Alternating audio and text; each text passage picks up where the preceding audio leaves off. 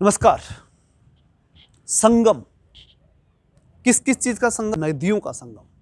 संगम पूरे भारतवर्ष की संस्कृति का, संगम भाषाओं का, संगम इस बात का भी कि अलग अलग प्रकार की जो सांस्कृतिक विरासतें जो अलग अलग क्षेत्रों में पूरे भारतवर्ष में लिए बैठे हैं, वो सब लोग यहाँ आते हैं, एक दूसरे से मिलते हैं, इंटरेक्ट होते हैं। उन सब का संगम, उन महान ऋषि परंपराओं का संगम जो अलग अलग क्षेत्रों में अलग अलग चल रही हैं, और उस सब का एक भव्य आयोजन।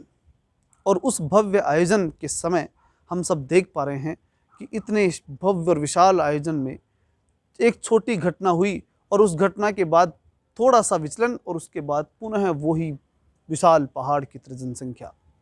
ये बहुत बड़ी बात है। ये एक साधारण परिस्थिति नहीं कही जा सकती, एक ऐसी परिस्थिति कही जा सकती है कि आपके जीवन में केवल एक बार देखे जाने वाला क्षण, क्योंकि इसके बारे में कहा जा रहा है कि 144 साल बाद ऐसा आयोजन हुआ है। अब होने को तो ये 12 वर्ष में पूर्ण कुंभ, अर्ध कुंभ 6 वर्ष में होता है और वो होगा भी, किंतु ये एक विशेष समय जिसके अंदर 144 साल बाद आया है, तो इतना विशाल होना, अब उसका एक विशाल आयोजन होना और उसके बाद एक ऐसी जगह जहाँ पर आप पैर भी रख सके वो भी प्राप्त नहीं होना, मतलब असंख्य भीड़, एक अनुमानित आंकड़े करोड़ों की संख्या में आते हैं। बाकी कितने आते कितने जाते हैं कभी तो दिखने में भी नहीं आते, क्योंकि इतनी असंख्य संख्या को कहाँ आप गिनने बैठेंगे। ये जो चीज़ है ना, ये हमारी सांस्कृतिक पहचान है और ये सैकड़ों वर्षों से है, अनगिनत समय, हमें नहीं मालूम कब से है ये। और इतनी महान सभ्यता और संस्कृति के ऊपर अगर कोई समाज या कोई राजनीतिक दल जब यहाँ से शुरू करे, वो कुछ लोग ये कहें कि भाई गंगा में नहाने से क्या गरीबी दूर होगी या संगम में नहाने से कौन सी गरीबी दूर होनी है, इस प्रकार के सोच, क्योंकि देखिए आर्थिक विषय अलग होता है, सांस्कृतिक विषय अलग होता है। कि एक वहाँ पर जो है भेलपूरी बेचने वाला व्यक्ति था, चने बेच रहा था, और उससे जाकर के किसी पत्रकार ने पूछा कि भाई आप जो यहाँ गुजारा कर रहे हैं वो कैसे कर पा रहे हैं, कितने रुपए आपको मिल जाते हैं? तो उसने कहा 400-500 रुपये मिलते हैं और 400-500 रुपये के अंदर हम चला लेते हैं। तो उसने कहा 400-500 में क्या होता है? उसने कहा देखिए हम एक एक मुट्ठी चना खा लेते हैं और 400-500 रुपये बच जाते हैं, फिर साधु सन्यासियों के दर्शन है, संगम पे बैठे हैं, इतना आनंदित जीवन कहाँ होगा। मतलब वहाँ आप उसको आर्थिक चीज़ से नहीं जोड़ सकते, वो अर्थ से जुड़ने वाला विषय नहीं है। उसमें कोई आकर के कह दे कि इनसे गरीबी दूर हो गई है तुम्हारी, अरे हर चीज़ से गरीबी का लेना देना है क्या?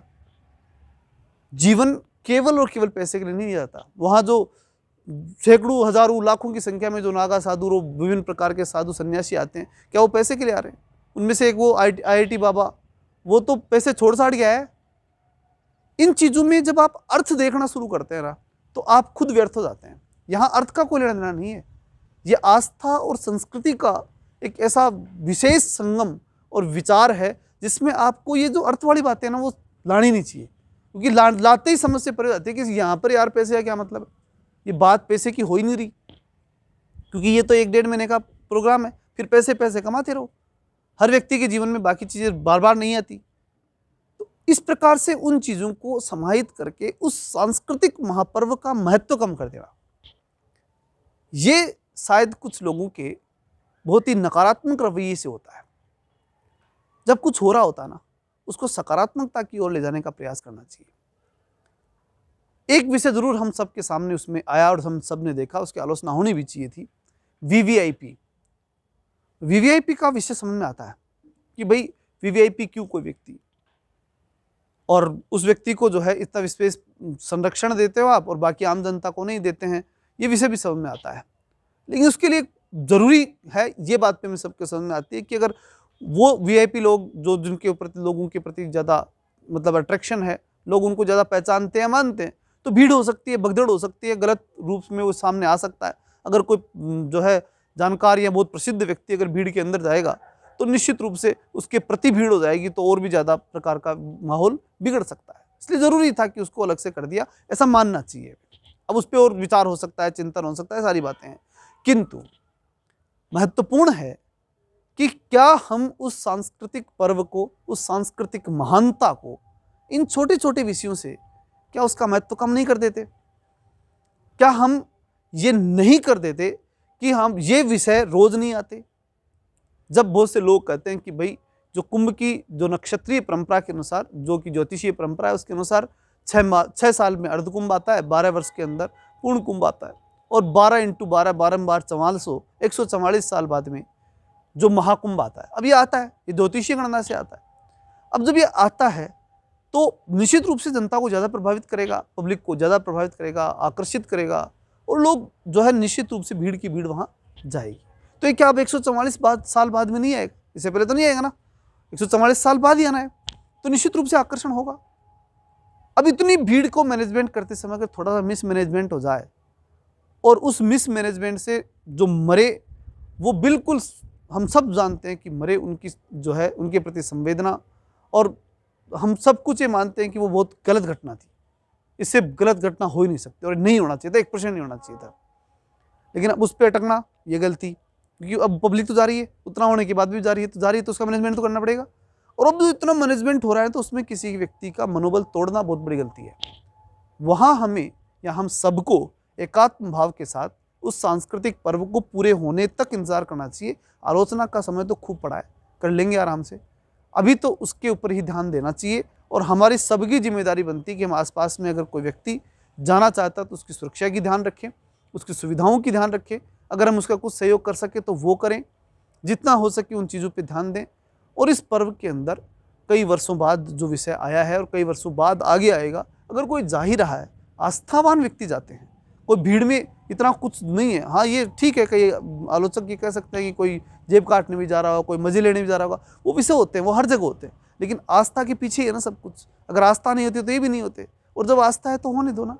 वो चीज़ें जो है ना वो हमें नकारात्मक रूप से नहीं लेनी चाहिए, और लेना ही गलत हो जाता है, क्योंकि इन चीज़ों में सांस्कृतिक एकात्म भाव बढ़ता है। अब वहाँ देखो जातिवाद खत्म हुआ, हो गया ऑटोमेटिक, वहाँ जातिवाद खत्म है, इस बात से ही जातिवाद खत्म हो गया। ये जो सबसे बड़ी समस्या, जो जड़ है ना जातिवाद की, वो अगर खत्म हो सकती है तो इस प्रकार के महाकुंभ जैसी चीज़ों से खत्म हो सकती है। और किसी चीज़ से खत्म करने का प्रयास करोगे तो नहीं होगी। आरक्षण देने से जातिवाद कम हुआ है, बढ़ा? मेरे दृष्टिकोण से, मैं एक टीचर हूँ, मैं बताता हूँ, बढ़ा।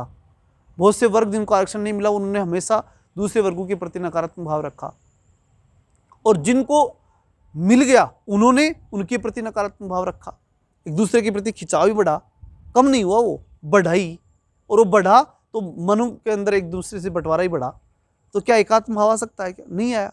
हाँ वो ठीक है, वो पिछड़े लोग थे, उनको देना जरूरी था, वो दिया गया, बहुत अच्छी बातें हैं, वो सारी बातें सही हैं। किंतु ये बात है कि अगर एकात्म भाव, अगर मानवता के एकात्म भाव की हम बात करें तो वो उन चीज़ों से नहीं हो सकती जो पैसों के माध्यम से होती है। ये तो हो सकती है तो या तो सांस्कृतिक एकात्म भाव हो, या फिर आध्यात्मिक एकात्म भाव हो, या फिर एक मनो का सबका एक हो जाना। अब वो मन एक साथ होंगे, उसका कारण तो या तो संस्कृति या अध्यात्म हो सकता है। पैसे से सब एक हो जाएंगे संभव नहीं है, आर्थिक क्षेत्र से कभी एक नहीं होता। आर्थिक क्षेत्र में तो कंपटीशन ही होता है, प्रतियोगिताएं ही होती हैं। अगर संपूर्ण समाज का एकात्म भाव लाना है तो हमें सांस्कृतिक और आध्यात्मिक, ये जो सभ्यताई जो हमारे चिन्ह हैं, इनको साथ में लेकर के इनके ऊपर जब जोर देंगे, तब जाकर के इस महान सभ्यता के अंदर जो बुराइयां आई, उन सब से हम निजात पा पाएंगे। जो जातिवाद जैसे कॉन्सेप्ट जिनसे नुकसान हुआ, जातियां होना बुरा नहीं, उनसे जो नुकसान हुए वो बुरे हैं, वो बुराइयां दूर हो जाएं, तो वो तभी संभव है जब इस प्रकार के महान सम्मेलन हों और इनमें सब प्रकार के लोग जाएं। अब सभी जा रहे हैं आनंद से, कौन सी जाति, कोई जाति के साथ जा रहे हैं क्या? सब जा रहे हैं, सब आनंद कर रहे हैं। और इतने बड़े विषय के अंदर हम जब उसको मतलब छोटा करने का प्रयास करते हैं छोटी छोटी बातों के माध्यम से, तो वो हमारी कमियां होती हैं। अब वो उसके अंदर विभिन्न राजनीतिक दल जो होते हैं, वो उनका अपना राजनीतिक कार्यक्रम रहता है, वो चलता रहता है, और वो करते हैं, उनकी राजनीति है, वो कमज़ोर पड़ती है तो वो उसकी आलोचना कर देते हैं। वो खुद जब जाके कुंभ में चाहे नहाए नहीं नहाए, कोई दूसरा ना लिया तो उसकी आलोचना करना शुरू कर देते हैं। ये चीज़ें जो होती हैं वो हमें समझनी चाहिए कि राजनीति से परे है संस्कृति। अगर संस्कृति, अध्यात्म, इन चीज़ों में जब राजनीति नकारात्मक रूप से घुसती है तो बड़ा नुकसान करती है। हालांकि अगर राजनीति को सकारात्मक रूप से इसमें प्रवेश कराया जाए तो अध्यात्म के 4 चांद लग जाते हैं।